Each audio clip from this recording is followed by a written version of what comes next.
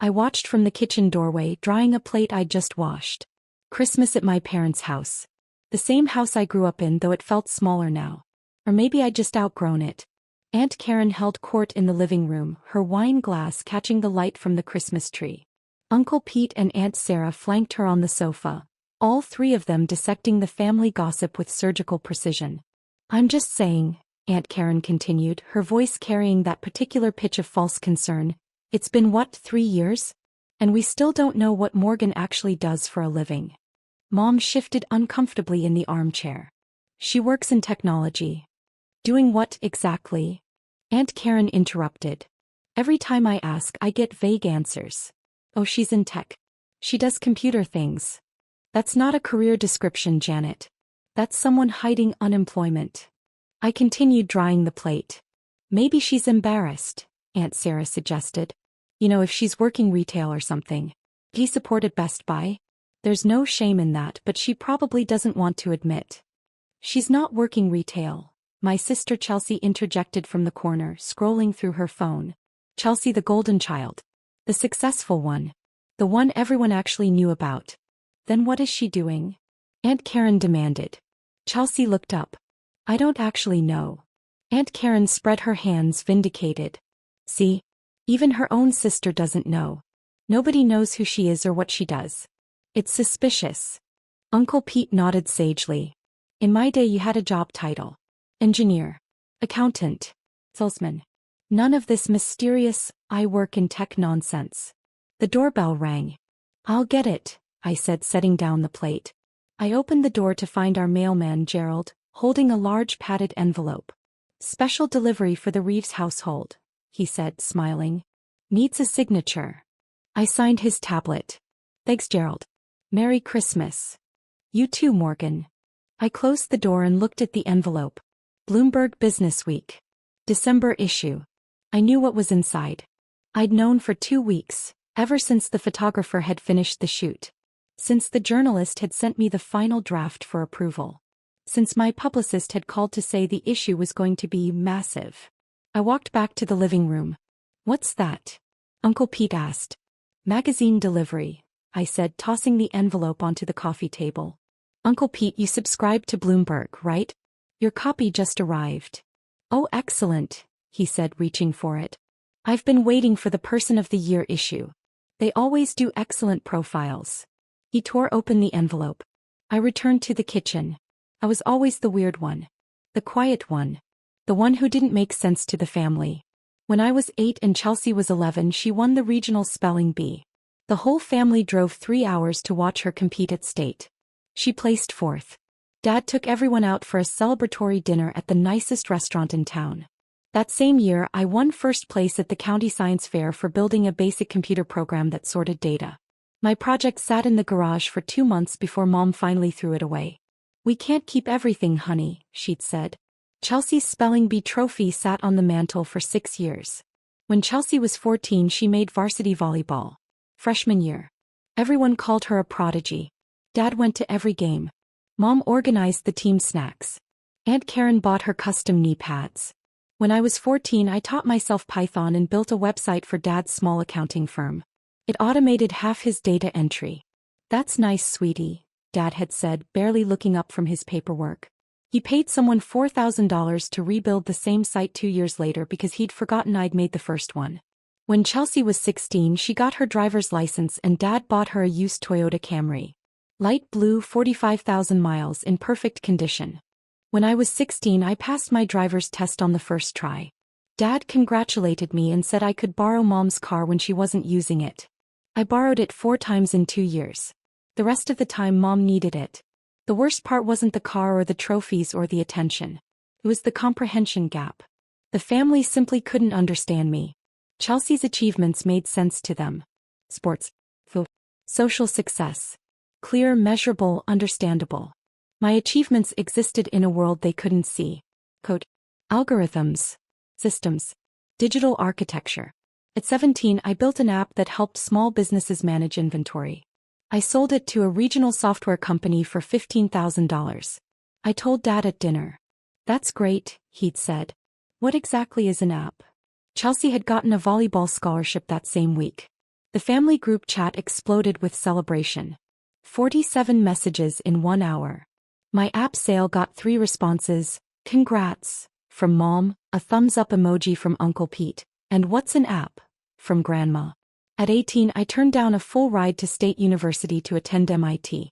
Chelsea had gone to State on her volleyball scholarship. It was a family tradition, Dad said. For generations of Reeves had gone to State. MIT is too far away, Mom had protested. And so expensive. I have scholarships, I'd explained. Academic scholarships. They're covering 90% of tuition. But why? Dad had asked, genuinely confused. State has a perfectly good computer science program. MIT is MIT, I'd said. It's pretentious, Aunt Karen had declared at Easter dinner. Morgan thinks she's too good for the family school. I went to MIT anyway. The family came to Chelsea's volleyball games. They didn't visit me once in 4 years. What my family never understood, what they never bothered to ask about, was what I was actually building. At MIT I didn't just take classes. I lived in the computer lab. I collaborated with people who understood what I was trying to create. I found my people. Sophomore year I met 2 other students, David Chin and Priya Sharma. We spent 72 straight hours in the lab working on a project for our AI class. We built a machine learning model that could predict supply chain disruptions based on global data patterns. It was supposed to be a semester project. Our professor called it commercially viable. We spent the next year refining it. Junior year we entered it into a tech competition.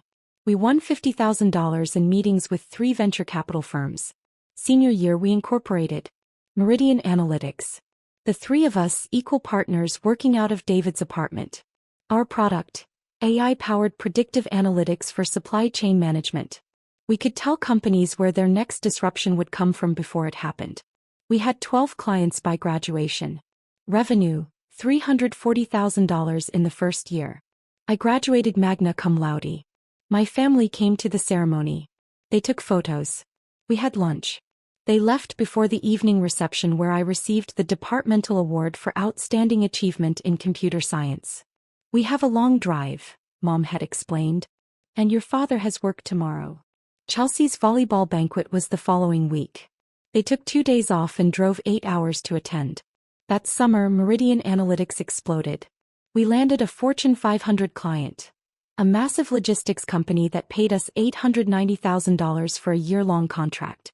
Then another. Then 3 more.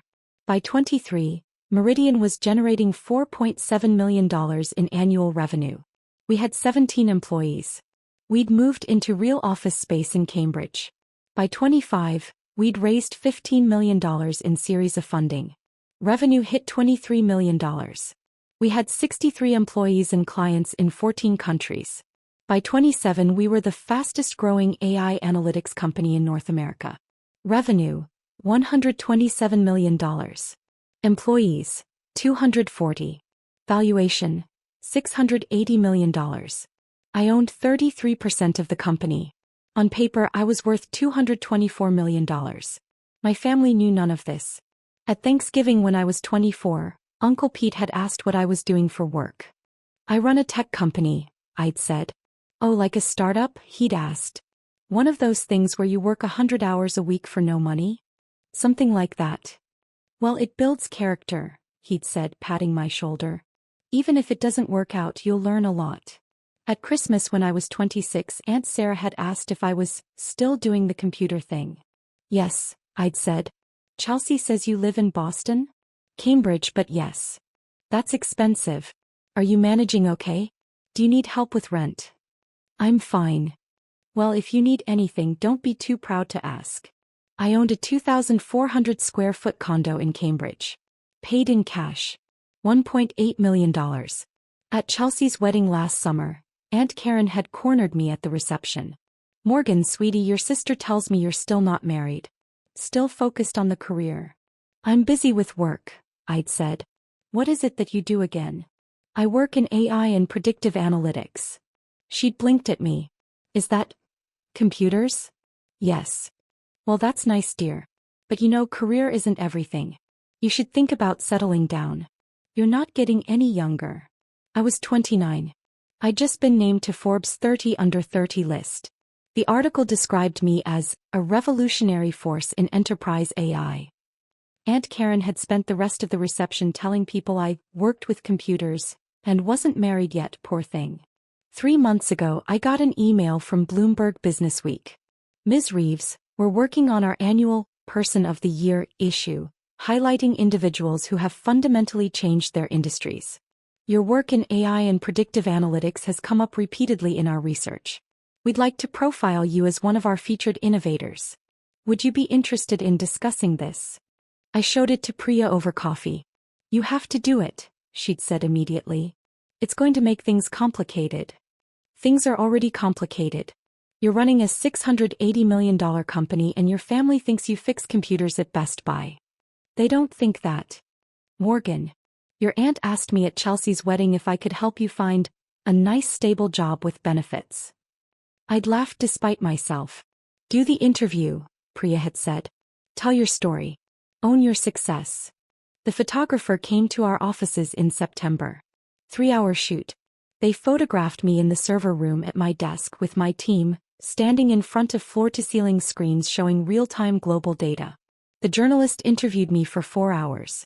Asked about my childhood, my education, my vision for AI, my thoughts on the future of technology. Do you have family support? She'd asked. I'd paused. My family loves me. But they don't really understand what I do. Do they know how successful you've become? I don't think so. I've never really explained it in terms they could grasp. Why not? Because I got tired of not being seen. So I stopped trying to make them see me. That quote made it into the article. The journalist sent me the draft 2 weeks before publication. The profile was 6 pages. The opening spread featured a full-page photo of me in the data center, screens glowing behind me with the headline, "The Quiet Revolutionary, How Morgan Reeves Built the Future of AI While Nobody Was Watching." I approved it. My publicist called immediately. Morgan, this is massive. Bloomberg's marketing team says this is going to be one of their biggest issues of the year. You're going to be on everyone's radar after this. Good, I'd said. You ready for that? I've been ready. The issue was scheduled to hit subscribers on December 23rd. 2 days before Christmas. Perfect timing. Christmas morning started the way it always did. Mom made her famous cinnamon rolls. Dad set up the coffee station. Chelsea and her husband Brad arrived at 9 with their 1-year-old daughter Emma. We opened presents in the living room. Emma got the most gifts, obviously. Chelsea got a designer handbag from Mom and Dad. Brad got golf clubs. I got a $50 Amazon gift card and a book about finding your passion. We didn't know what to get you, Mom had said apologetically. You're so hard to shop for. It's perfect, I'd said, because what else could I say? By noon, the extended family started arriving. Aunt Karen and Uncle Pete. Aunt Sarah and Uncle Jim. Cousins I saw once a year and barely knew. The house filled with noise and food and the particular energy of family gatherings, part warmth, part obligation, part performance. I helped Mom in the kitchen. Set out appetizers. Refilled drinks. Stayed busy. Morgan's still single, I heard Aunt Karen announce in the living room. Still focusing on her career. What career? Uncle Jim asked. Something with computers, Aunt Karen said vaguely. Nobody really knows what she does. Chelsea tried to defend me. She has her own company. Oh, sweetie, Aunt Karen interrupted. Lots of young people call themselves entrepreneurs these days. It usually means they're between real jobs. I stirred the punch and said nothing. By afternoon, the gossip had crystallized into narrative. The family had decided my story. Morgan, the mysterious one.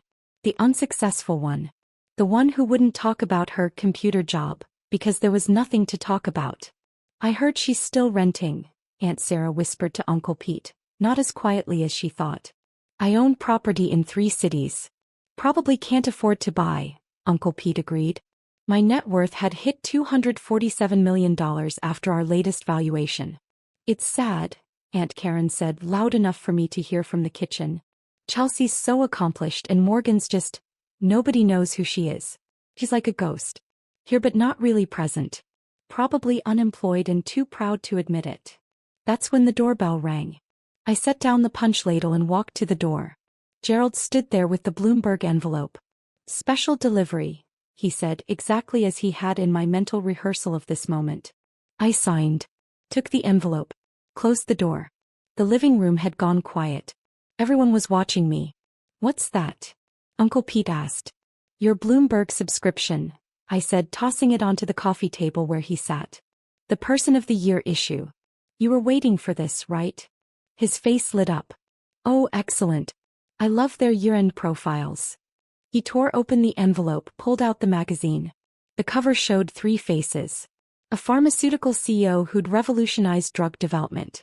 A climate scientist who'd predicted the year's major environmental shifts. And me.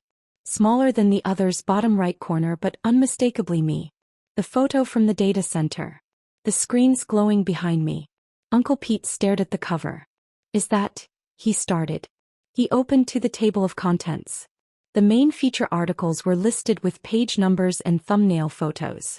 Page 34. The Quiet Revolutionary. Morgan Reeves builds AI empire while family watches. The thumbnail showed me standing in front of Meridian's logo. The room went silent. Uncle Pete flipped to page 34 with shaking hands. The article opened with a 2-page spread. The photo took up the entire left page. Me in the server room surrounded by glowing screens looking directly at the camera. The right page showed the headline in massive type, followed by 3 columns of text. Uncle Pete read the first paragraph aloud, his voice growing fainter with each word.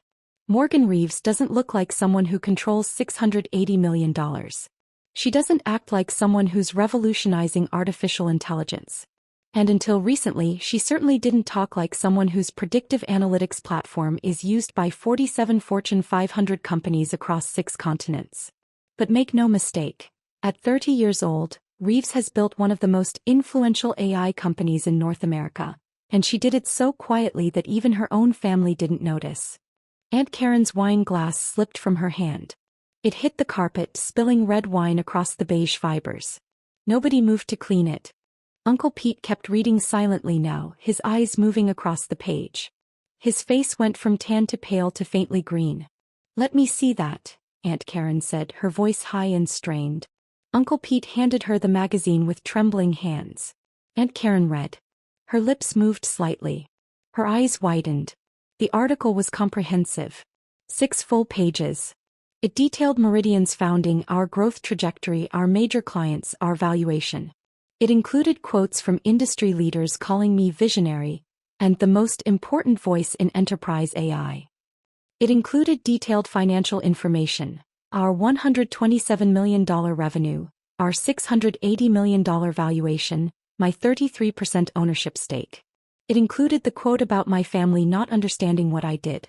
And it included a sidebar titled, The Invisible Billionaire, with a breakdown of my personal net worth. $247 million at last valuation, with projections hitting $500 million plus in the next 3 years. Aunt Sarah leaned over to read over Karen's shoulder. Her face went white. This can't be right, Aunt Karen whispered. Let me see, Dad said. The magazine was passed to him. Mom read over his shoulder. I watched from the kitchen doorway, still holding the dish towel. Dad looked up at me. His eyes were wet. Morgan, is this real? Yes, I said simply. You own a $680 million company? Technically, I own 33% of a $680 million company.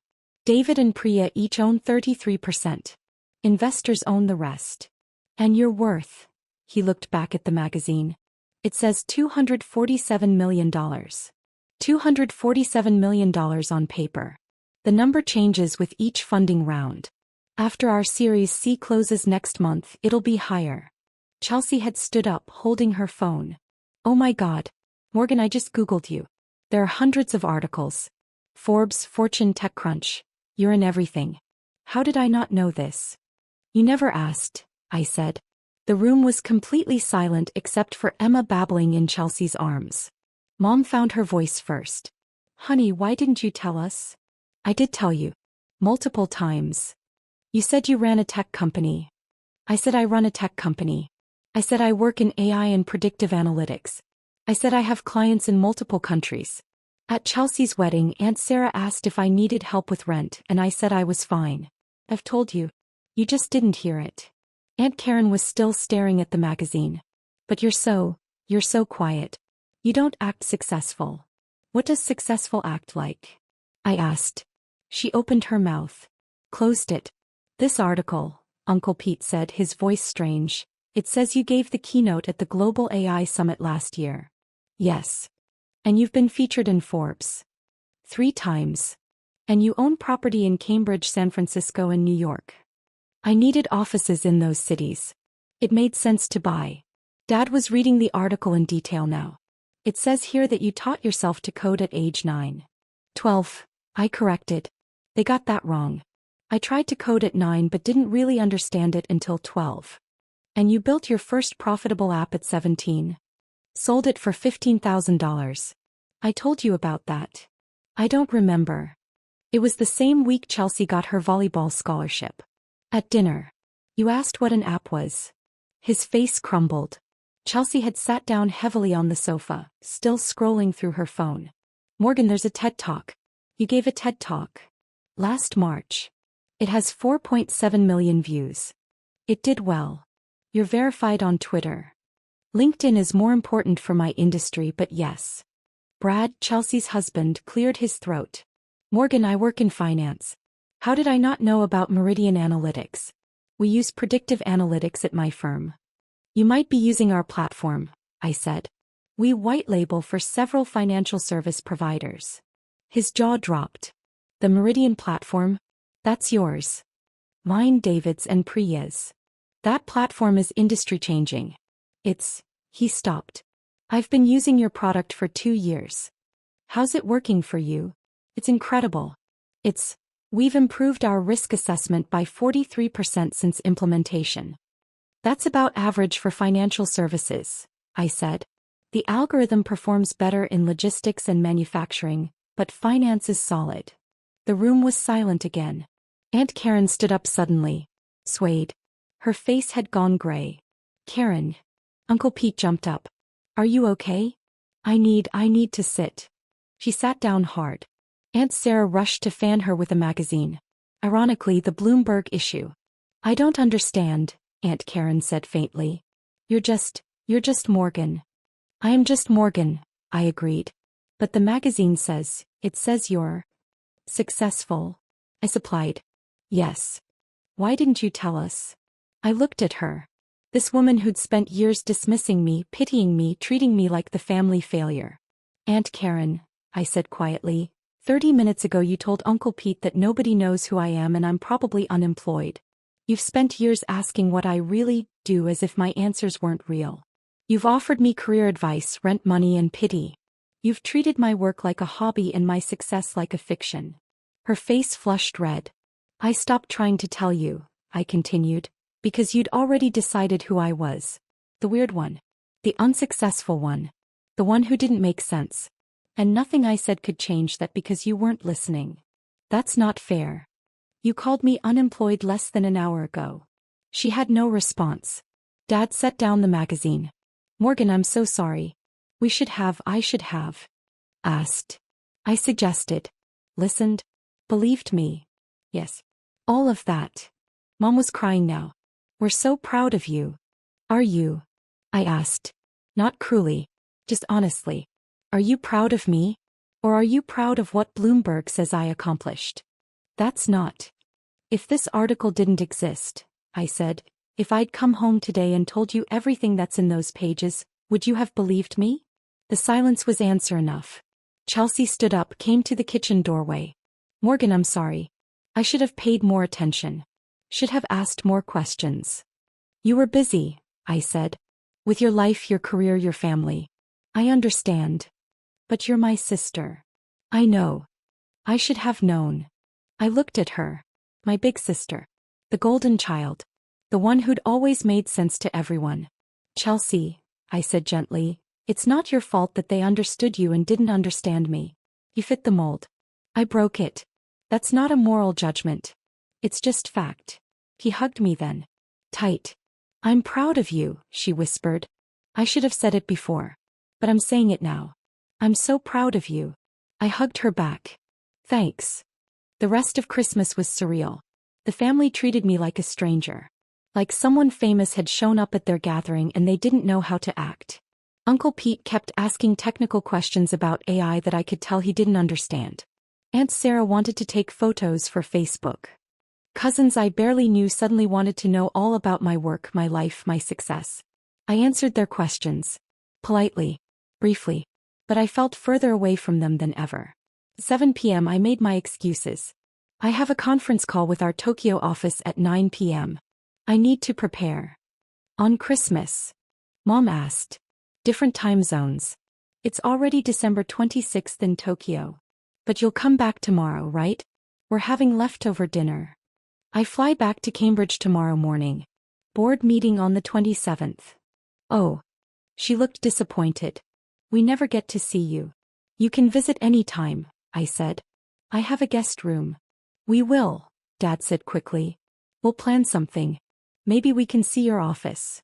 I'd like that. I gathered my things. Hugged everyone. Accepted their awkward congratulations and apologies. Chelsea walked me to my car. Are you okay? She asked. I think so. They mean well. I know. They just didn't understand. Chelsea, I interrupted gently, you don't have to defend them. Or apologize for them. It's okay. Is it? I thought about it. It will be. She hugged me again. Text me when you land tomorrow? I will. I drove away from the house, watching it shrink in the rearview mirror. My phone buzzed. A text from Priya. How'd it go? I typed back. Exactly as expected. You okay? Better than okay. I'm free. As I was. Finally. For years I'd carried their misunderstanding like weight. Their inability to see me had made me feel invisible. But that article, those 6 pages in Bloomberg, had done what I'd never been able to do. It had made them see me in a language they understood. Money, success, status, recognition. And in seeing me they'd revealed themselves. They didn't love me more now than they had yesterday. They didn't understand my work better. They didn't value my accomplishments more deeply. They just believed the accomplishments were real. Because Bloomberg said so. And that was enough for me to let go. The Bloomberg article changed everything and nothing. Everything. I was recognized now. Speaking invitations flooded in. Media requests. Partnership offers. The industry treated me differently. Not better, just more visible. Nothing. The work was the same. The team was the same. The mission was the same. I was still Morgan, building something I believed in. The family visited once. They toured the office, met my team, saw the technology in action. Dad asked better questions this time. Mom took photos. They were trying. But the distance remained. Chelsea and I talked every week now. Real conversations. She asked about work and actually listened to the answers. We were building something real slowly. The others sent occasional texts. Congratulations on this article or that award. Thinking of you, messages that felt obligatory. I responded politely. But I'd built my real family elsewhere. David and Priya. My team at Meridian. The network of founders and innovators who understood this life. They'd seen me all along. In June, Forbes released their annual billionaires list. I wasn't on it, not yet, but they ran a companion article. The next billionaire class. 15 founders who'll hit 10 figures by 2027. I was number 3. My phone buzzed with family messages. Pride. Congratulations. Aunt Karen sent a long text about how she'd always known I was special. I read them all. I responded to none.